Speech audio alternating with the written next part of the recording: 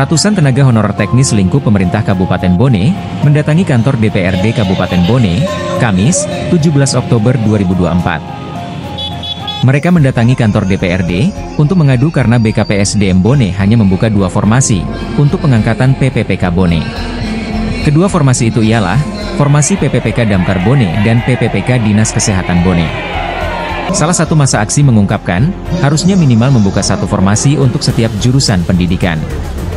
Agar supaya ribuan tenaga honorer berkesempatan untuk mendapatkan NIP pada tahun 2024. Diketahui saat ini ada ribuan pegawai teknis Bone yang bekerja di OPD, kecamatan hingga kelurahan.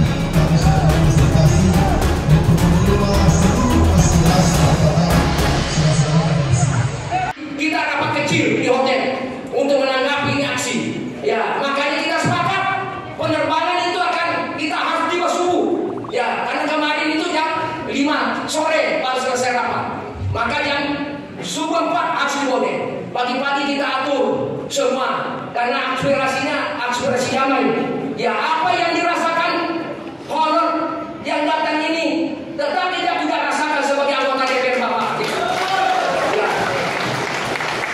Kalau kamu sedih, anggota DPR pasti menangis ini persoalan honor.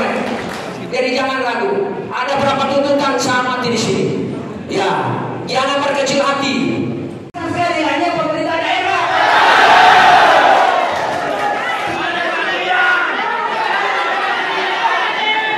Inilah yang kemarin saya teriakan oleh anggaran bahwa 78 miliar bagi 3, kasih teknis 30%, kasih kesehatan 30%, kasih guru 40%, tidak dilakukan oleh pemerintah daerah.